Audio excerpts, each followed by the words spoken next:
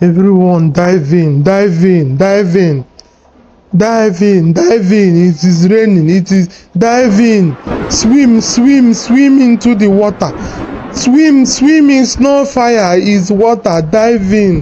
Bata no no no. It is raining. Dive in, dive in. A few moments later, things started to go awry. Lotanna, the king's son, a young university student who had returned from Ghana, ran out in fear after taking a sip from the Sapele Water. He pulled his shirt and dived into a fire which was set in the middle of the road for the Ahia-Okụ bonfire night celebration and shouted, "Everybody come on, it is raining, come, enter the house with me, it is raining."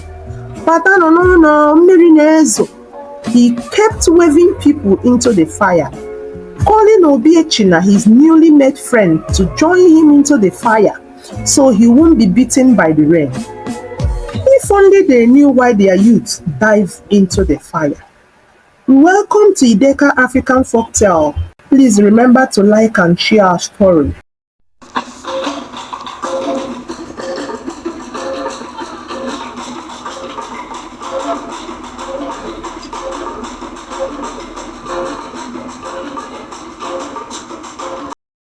At the edge of the three-way junction, where the motorcycle people and those with three-legged cars stopped those heading into the Ogbe market, there was a tall, fair young man with a commanding presence who wandered endlessly along the busy road. His name was Obiechina, or sometimes Obiefun. He had been mentally unstable for 10 years, always seen at that market spot. Obiechina suffered from brain damage, mental illness. His own mental condition was the chief of them all. He has defied every medical help. His parents had struggled to conceive before he was born, and he was their only child. His mother and father lived peacefully until death struck Obiechina's father. Obiefina's father had always been an only son, but unlike him, his own mother had many daughters.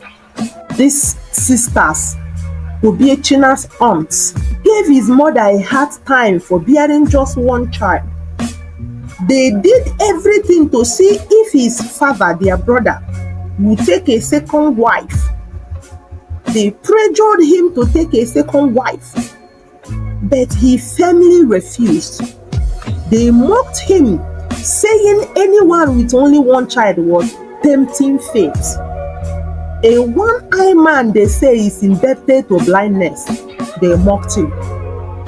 But he responded by telling them that life was in God's hands, and that someone with 7 children owed 7 deaths to the gods of the death. Because of the pressure from his sisters and out of love for his wife and son, Obiechina's father made a vow to ensure his son received a proper education. He believed that one well-educated child was better than 7 uneducated ones. At that time, education was tough but promising path for poor families due to the high cost. Obiechina's parents made great sacrifices and sent him to secondary school, where he performed brilliantly. His father sold half of his land to fund Obiechina's university education. People called them foolish, but they ignored the world's chatter and remained focused. And one day, Obiechina's father suddenly fell ill. They took him everywhere that healing was rumored to happen, north, south, high and low, but the illness blinded him and slowly took his life. He died while being taken home on a motorcycle. That year, the sun beamed over Eziabo community that fateful day. The town mourned deeply. The grief of Obiechina and his mother expressed at the burial was unforgettable. Obiechina was humming one particular heart-wrenching song. Ọnwụ bịa gbuo m o, ọnwụ gburu nna m bịa gbuo m o, ọnwụ bịa gbuo m o. As if they rehearse it, his mother would respond from her moaning corner. Lekwanụ m gbuo, gbuonu m o, lenu m gbuo. Meaning, death come and take me also. Death that kill my father come and kill me. He was doing this while crawling on the sandy ground. His clothes and body were soaked and stained beyond recognition. The death of his father shook the entire community. Even the pastor wept openly during the funeral sermon. To be frank, anyone who heard their sorrowful cries that day and didn't drop a tear was truly a witch. A daylight witch at that. Even the night witches were brought to tears that day. This prompted the church and the community to raise a fund to ensure Obiechina finished his university education. The money was placed in a special bank account opened in his mother's name. And Obiechina continued his studies after the burial of his father. His mother, determined to let nothing interfere with his education, deposited every penny she had, even money given to her after her husband's death, into the account of her son's tuition. Obiefuna graduated from university in the year 2010. He returned home to help his mother, who had been unwell for over a year. She had been injured while working on a low-paying farm job. Thorn had pierced both her eyes. She went blind instantly. Those who had gone to the farm with her carried her belongings back to her mother's home to ensure she had someone to assist her. That is why when Obiechina returned home from the university, he did not return to Eziabo, his father's hometown.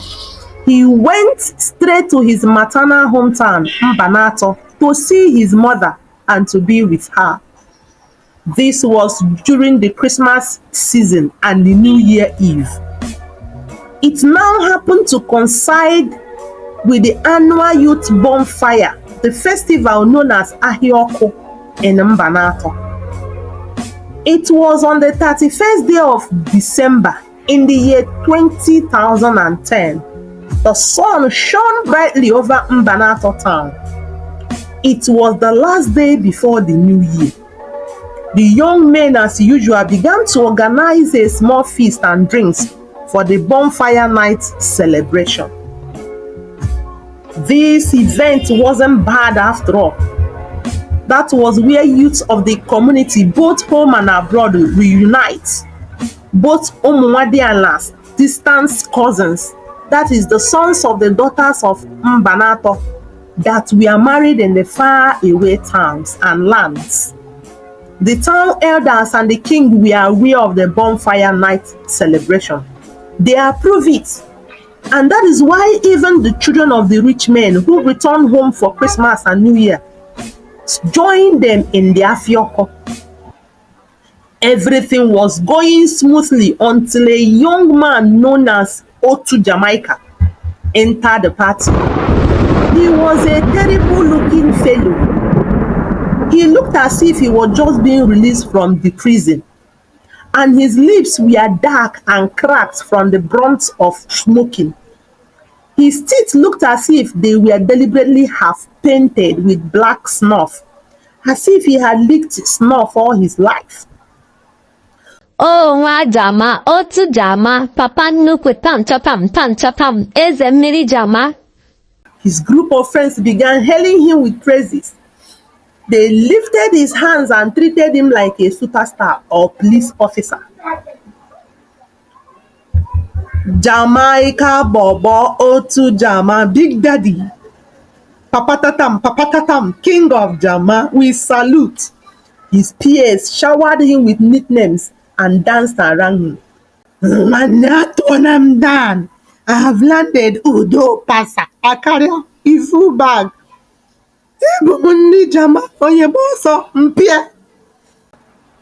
Jamaica responded, dancing madly. His dance was out of sync with the music playing at the event. Some other young men came over and shook hands with him after hearing his voice. Nwa Jamai, ulewe. The key snake or the How did Omeribo kill the lion? One of the youths asked him with 2 fingers in front of his mouth, mimicking a smoker. Ne pasar ebumia udo pasa. Mano onwero ebumia mmiri Jamaica. Meaning, brother, forget trouble. I bring peace. Peace is God. No worries. I am food. I am Jamaica water. I am Sapele water. Whoever wants it, I'll give and they will eat.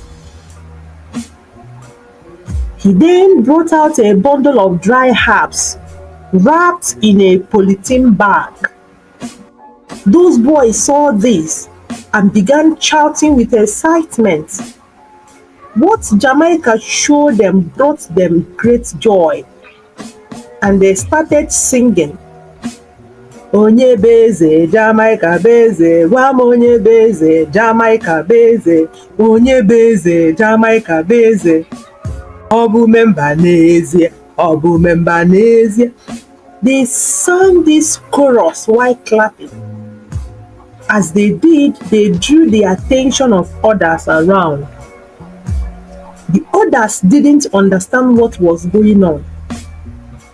Jamaica climbed the step, pulled out the bundle of herbs from the plastic bag, and told the crowd that what he had was ancestral food. He also told them it wasn't something they ate every day. Peace, brother. Peace, Tairapa. Peace, Wiagbada. I went to Sapele and returned. I came in with Jamaica water. We are remembering the date of Jesus on cross. It is done, brother, it is done. Jamaica took a big wrap of the herb, lighted it, and began smoking like his life was inside it. The boys surrounded him immediately. They stretched out their hands and begged him to share. Peace, Udo, everyone will get theirs. Stay in circle. Jamaica told his boys and others who came for the Sapele food. When he was ready to share the powerful herbs, he made each of them hail him with a nickname before giving them a portion. And smoke rose gradually as like a stage of sacrifice of burnt offering. Nwa Jamai, Bishop Jamai, Big Daddy, tatampa. My guy, peace has gone. Onye sindompe. The boys held Jamaica one after another as they received their wrapped portion of the herb. He gave anyone who wanted the Sapele herb a bundle each. They began smoking the powerful herb bit by bit. Moments later, a man drove in with a rickety motorcycle with a funny sound and handed Otu Jamai a seal box. Hey, Sapele Water toda! Otu Jamai exclaimed. He told them he ordered special drinks for the event from Sapele. He said it was specially made for the men and the guys wey sabi. And Obiechina and his cliques were chatting heartily at the other side when the buzz about the Sapele water distracted them. He had met Lotanna, the Igwe's son who was studying at the University of Ghana. And coincidentally, they studied the same course. The prince blew to Obiechina. When he learned, he just defended his project and had wonderful grades in all the courses. Obiechina was highly entertained by the youth of Mbanato. He actually needed to let school burdens off his mind and shoulder. He had been indoors for months, reading for his exams and gathering information for the thesis. But now it was all over.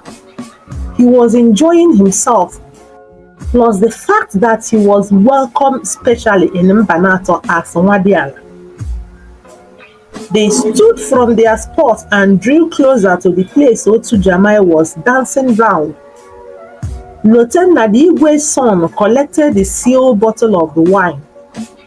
Boldly written on it was, "Finely brewed from the green nature, from the green forest for the great minds." This won't be a bad idea. Igwe's son turned to Obiechina and said, reading his mind. Obiechina shuddered in support. "Hey, Igwe Junior has blessed our water. Mirinsa, holy water." Otu Jamaica's group roared in happiness as shots of the wine went round. At first, Obiechina and co loved the taste of the concoction, and they demanded for more shots. A few moments later, things began to go awry. The Igwe's son, the young university student who had returned from Ghana, ran out in fear after sipping a third shot from the drinks. He pulled his shirt and ran into a fire that had been set in the middle of the playground for the Ahia-Okụ and shouted, "Everyone enter house! Everybody enter house! Enter the house! It is raining, but no." He kept waving people into the fire, calling Obiechina to join him into the fire so he won't be beaten by the rain. Some other youths too, unfamiliar with the Sapele herb drinks, were already reacting. But Lieutenant's case was worse. It had affected the boy's brain. The youths grabbed him, stripped him naked, and tied his hands and legs. He remained in one place, drooling and blabbing. Again, another two youths disconnected. After removing their shirts and trousers, they dived into the fire, the Ahia-Okụ flame, and began swimming in the flames. They yelled, "We are swimming! Come and swim with us, oh! Come into the swimming pool, we are swimming!" The two boys danced around the fire, pretending to swim. They would have gone beyond recognition if not for the intervention of the people around. More than 7 other boys who had smoked and drank from the Sapele Water also stripped naked. They didn't just remove their shirts but their trousers too and stood naked. They danced and their manhood dangling and ringing like bells. They were running around the flames chanting, "We are betting, it is raining. Jamaica, we are betting, oh, it is raining, oh." Fear caught the people at the event. The spectacle shocked them. Now everyone knew what was happening. Otu Jamai product was at work. It was beginning to entangle the veins in the brain of the youth. They were turning into lunatics. Jamaica, seeing the unexpected outcome, took off running. He ran away. He disappeared from the scene. His groups too followed him. They knew he was the one who farted the foul smells. They knew he mixed mkpurumiri, ice, wheat, all manner of hard drugs in the Sapele water and the weeds. On the morning of the new year, other towns celebrated joyfully, but the people of Mbanato were in mourning and disarray. Some mothers whisper among themselves that their sons had consumed something intoxicating. Some mothers fainted at the sight of their sons the next morning. Cries were heard from all corners. Their sons who were normal in the night were now lunatic in the morning. The town was thrown into turmoil. One person cried and his neighbor comforted him. Every Tom, Dick and Harry was in distress, especially those whose sons were involved. Around 10:20 a.m., the town's public gong and drum were sounded. Everywhere became still like the silence of the night. Come, come, come, come, come, boom, boom, boom, come, boom, boom, boom. Koko, koko, koko, boom, boom, boom, boom. People of the town, Mbanato, listen. Please, good morning. Rejoice for the new year.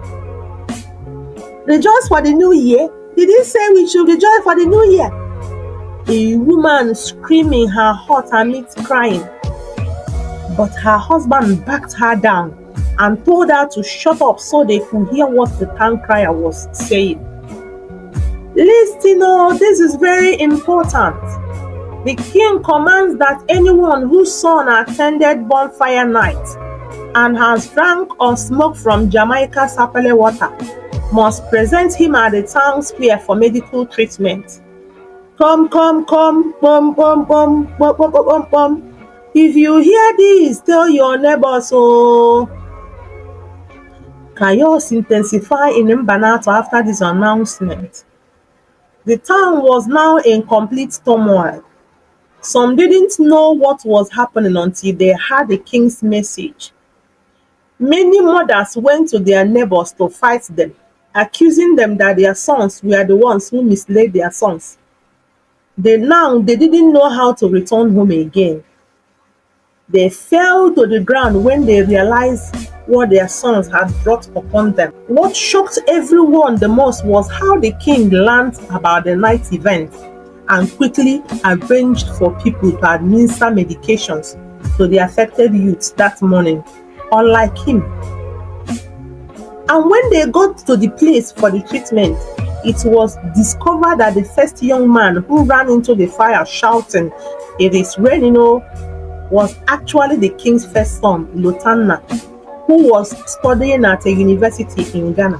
Everyone dive in, dive in, dive in. Dive in, dive in. It is raining. It is dive in. Swim, swim, swim into the water. Swim, swim is not fire, it's water. Dive in. But no. It is raining. Dive in, dive in. He looked like a madman that morning. He and the others affected by the Sapele Water were abnormally quiet. Their eyes dim as if injected with overdose sedative. Some angry parents were busy giving their children sounding slaps on their faces. Those who drank Sapele Water when they made too much noise and disturbed the meeting. Their stories were incoherent. One of the boys who smoked the Sapele weed, who was tied with rope, even lashed out his crying sister, telling her to shut up as they were in the church. A doctor, Professor Leo, came forward and introduced himself as a psychiatrist. He was sitting among the king's guests. The other visitors were also doctors of different specialties. They all took turns to come out and explain the mental state of the concerned youth and their faith. He and his team spoke English rapidly. No one could understand them. Their words were sounding shum. The only clear thing was that they had medicine to help bring the boy's mind back to normal, at least temporal. The Igbo adage said, whatever happens inside the nose is deep, but whatever touches the brain is deeper. The affected youths were injected.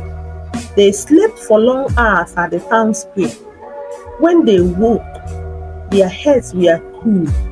They returned home to their parents.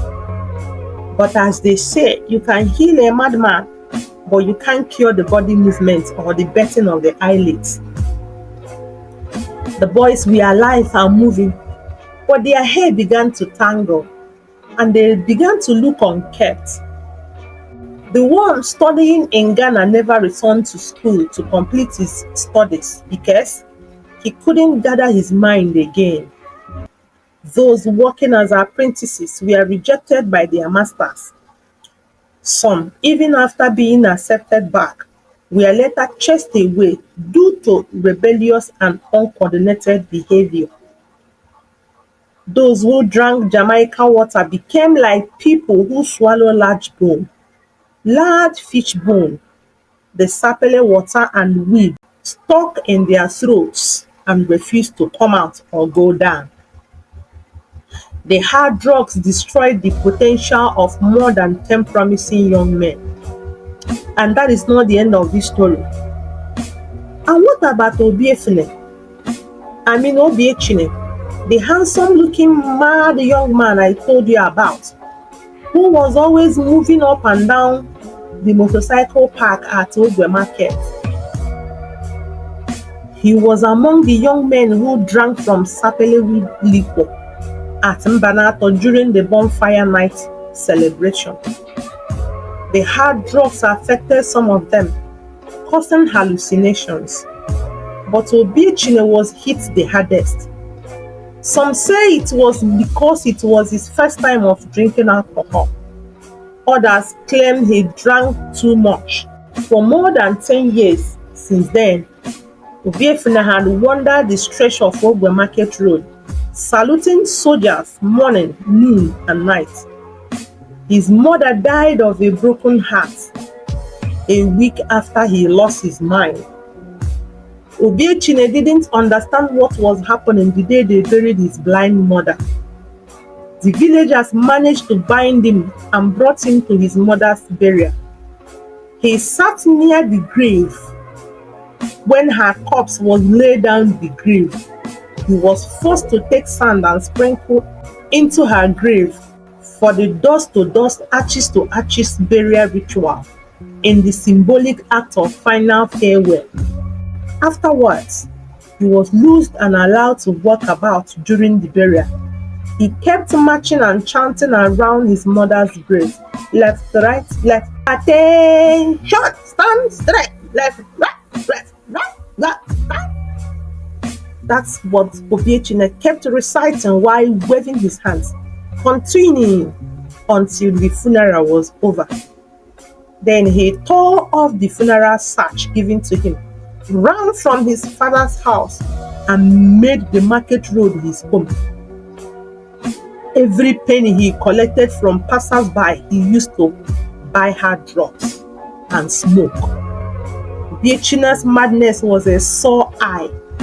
Mental illness is never beautiful, but it was especially tragic for a young man who had been tall, fair, handsome, and full of promise. He would pick up sticks, roots, and leaves from the ground and put them in his mouth and smoke them like expensive incense burners. Not really smoking anyway, but he used them as if he was smoking them. Obiechina's town, Eziabo, didn't just sit by and watch him waste away in the market. They knew he was the only hope for his family. He was a community and a church project. Expectations were on him to help train other poor Eziabo children when he climbs. But here he was at Ogbe Market, climbing the market hills every day. Eziabo tried everything to bring him back to sanity.